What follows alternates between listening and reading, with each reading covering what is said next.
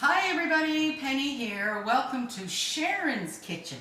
So Barry and I are on vacation on Vancouver Island, visiting our friends George and Sharon, and she's graciously agreed to let me video in her kitchen. Isn't it beautiful? It's gorgeous.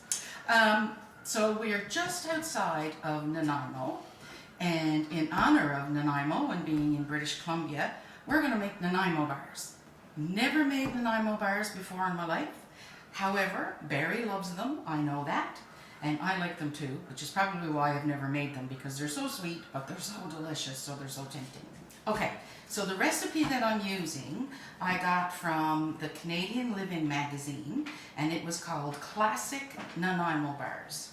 So that's what we're going to do. And I didn't realize that Nanaimo Bars were no bake, so in the summertime, it's a perfect recipe to do. What we're going to do first, because it has to melt in the microwave, is chop up the butter. So I've shown you this before. This is a block of butter, and it's a 2-cup block. So we're going to cut it in half, right? So then we have 1 cup and 1 cup. Now for the crust of the Nanaimo Bars, I need 1/3 cup of butter. So take your 1 cup and cut it in approximately 3 pieces. Doesn't have to be perfect, so that's my 1 cup. That goes in the filling, and that has to melt in the microwave. So I'll just chop that a little bit so it melts a little better. We'll throw it in this here cup, and then we will put it in the microwave, just right here, say 35 seconds. Okay, so now we have our other 1 cup of butter, so I'm just going to separate that a little bit. And it doesn't have to be exact. This is home baking. This isn't science. So now I will need, where is it? 1/2 cup of butter for the filling. So you take your 1 cup and you cut that in half. And we're going to cut that up, because that's also got to melt in the microwave. So we'll put that in another measuring cup. There we go. And then for the chocolate part, we need 3 tablespoons.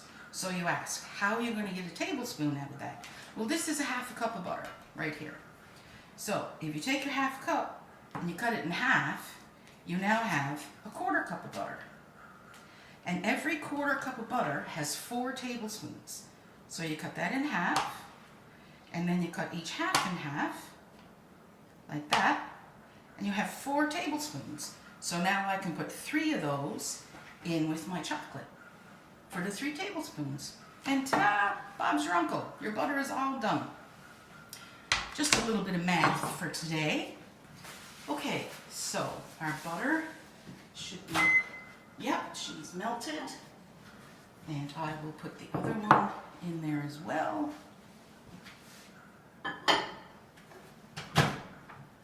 Another 35 seconds. Okay, so before we get going with the mix, I'm going to show you how to do a sling, a parchment paper sling for your 8x8 square pan, casserole pan, whatever you've got in the house, okay? Could be metal, could be plastic even if you have an 8x8 like Tupperware style container, because it's a no-bake. Could be glass, whatever you have is good. So what I did was I took a piece of parchment paper and I pulled it out roughly double the size of my pan, the width of my pan. Then I folded a little bit over. Now I'm going to take my pan and put it in the middle and make sure the edge is right at the edge of the parchment paper. Then take a pen or pencil and mark it along the edge of your pan. And that's going to be the width that we need. Now that pencil or pen mark is not going to touch the food. That's going to be inside. So then you want to fold it like this. And then put it in your pan like that. And that's going to be a sling for when we lift out our Nanaimo Bars. Especially if you have a plastic or a metal pan, you don't want to scratch that. So when they're good and chilled, we'll be able to lift them out and then cut them up, which is fantastic. Okie dokie. So we'll get our bit of melted butter here. It's not quite melted. We'll do it another 12 seconds. So in our first bowl, we have our crust ingredients. we have, just tip it up so you can see. There we go. We have 3/4 of a cup of graham cracker crumbs. We have 1/2 cup of shredded coconut. We have 1/3 cup of chopped walnuts, 1/4 cup of unsweetened cocoa powder, 1/4 teaspoon of salt, and 1/3 cup of our, which was this one, of our melted butter. There we go. Now we're going to mix all that up, and that's going to be our crust. Oh, it's nice. Bless you, Barry. That's nice and chocolatey. Yay. Oh, once the warm butter hits the cocoa powder, you can really smell the chocolate, which is awesome. So you gotta mix it for a minute, make sure it's all incorporated into the butter. There we go.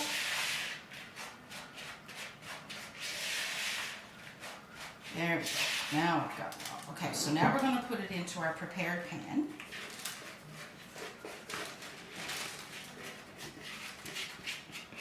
And we're going to press it down either with your spoon or with your hands, whatever you're most comfortable with.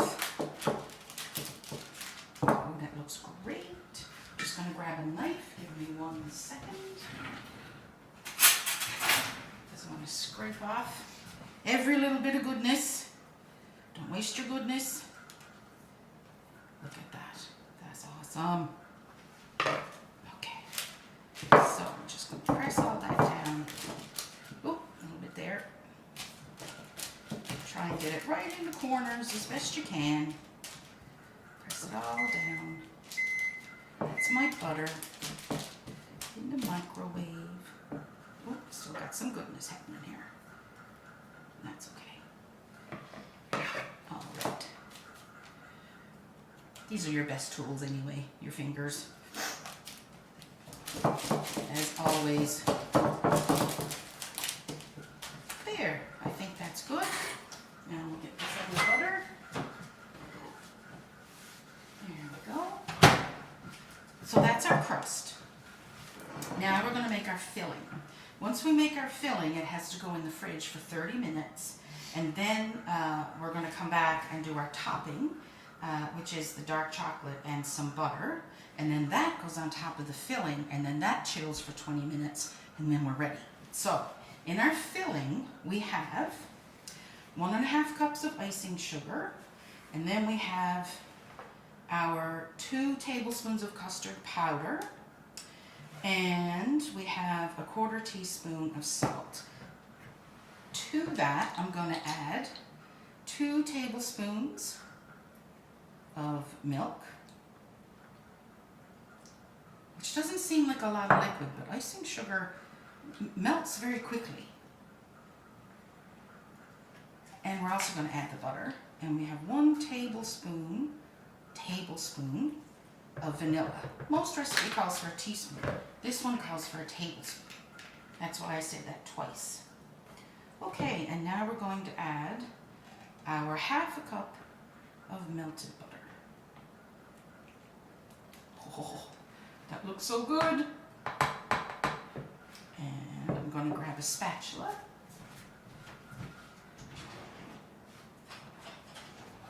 There we go. Got a little muffin spatula. That's cute. I'm just going to mix it up a little bit. There we go. And now we're going to use our mixer. And we need to mix it for about a minute on low, and then about 3 minutes on high till it's nice and pale and fluffy. So you don't need to watch me stand here for 4 minutes mixing. So we'll be right back. Okay, so our crust is patted down and our filling is nice and creamy and fluffy.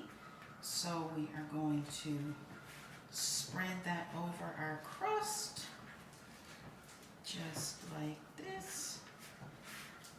Oh my gosh, they look so good. Nummy, nummy.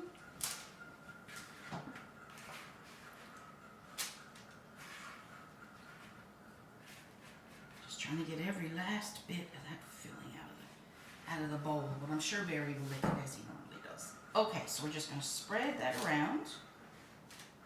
Get that as evenly distributed as we can. There we go. And then that goes in the fridge for half an hour. So in a half an hour, we'll be back because we'll have to do our chocolate cover. So what's in here is 170 grams or 1 baker's chocolate, dark chocolate box, all chopped up, and the 3 tablespoons of butter. And we're going to melt that in the microwave once this is set and pour that over the top. So I'll see you in a half an hour. Hi everybody, back again. So we have our crust, our bottom layer, and our filling layer, our custard layer, all chilled for half an hour. And that's not going to go hard, the filling layer, but it is relatively solid now. So we will be able to put the chocolate sauce on top. And then of course it all goes back in the fridge again for at least another 20 minutes or longer, depending on when you want to serve it. So we have 170 grams, which is a standard baker's chocolate box from the grocery store, and chopped it all up into little chunks, and we have 3 tablespoons of butter. So we're going to put that in the microwave, and we're going to do it like for 30 seconds at a time, and then stir each time because you don't want to burn your chocolate. And that's how we're going to do it. Now if you don't have a microwave, you can get a pot of water and do what's called a double boiler. If you have a double boiler, that's great. If you don't have a proper double boiler, what you can do is put some water in the bottom of a pot, and then get a glass heat-proof or a metal heat-proof bowl and put your chocolate and your butter on top of the pot so that the heat from the boiling water will heat the bowl and melt your chocolate. But be careful, you don't want the water to touch the bottom of the bowl. So make sure that you test it first before you put the chocolate in it, and then you'll be good to go. And you need to stir that constantly if you're doing it on top of the stove. But we're going to do this lot, and see, our butter is melted, but our chocolate is not quite there. So we might have to do that 1 or 2 more times. So just give it a really good stir. Really, really good stir. And then we're going to put it back in for another 30 seconds or so. So chocolate, of course, when it gets cold, will harden. But the butter helps it to harden, but not harden to the point that you're going to crack your tooth off when you bite into the Nanaimo bar. So that's why we add the butter to the chocolate. You could also add a little bit of milk, but that will make it even softer again.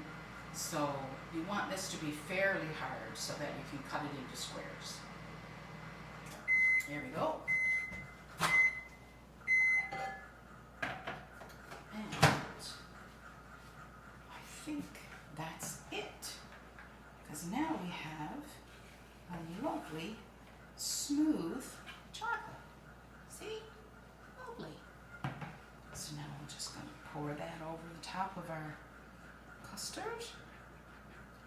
And then spread that around.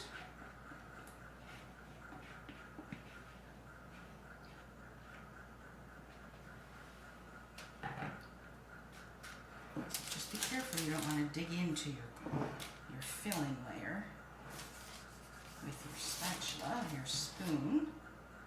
But of course you need to make sure that it's all covered. Okay, and that's it. In the fridge she goes for 20 minutes. So we'll see you back in a little bit when we cut them.